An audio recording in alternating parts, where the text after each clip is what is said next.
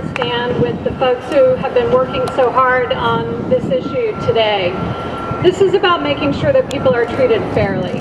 This is about making sure that business can function in a way that's fair at the same time. And we worked very hard on crafting a piece of legislation to accomplish that. We want reasonable rates to be paid by the consumers.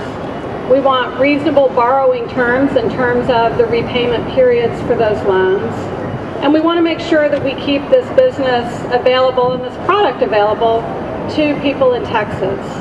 What we no longer want are some of the stories that we've heard, and there are so many, and unfortunately they are told by persons who are very, very vulnerable and typically aren't walking up and down the halls of the state capitol because they're too busy working and trying to feed their families. But these are people who find themselves in the need for money with no borrowing alternatives available to them, and they borrow on terms that put them into a cycle of debt that can be a very, very dangerous one.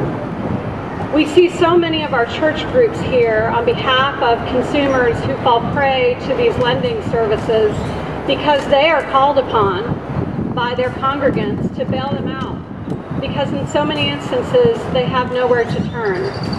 It's not at all atypical in the state of Texas for a consumer to take out a $300 loan and within 3 months owe over $700 on that. If this were a consumer who was an educated one, that consumer would be standing in the Capitol demanding a change in the law. And in fact, we've stood for a long time on the principle in the state of Texas of not allowing usurious lending rates for the people who live in our state.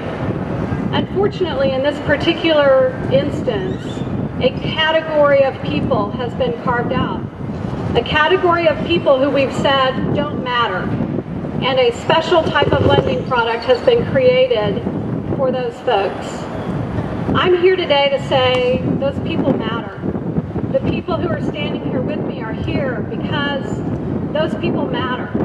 And the fact that they find themselves in need of help and are taken advantage of the process has to come to a stop. And we here at the Capitol need to make sure that we do everything we can to play the role that we've been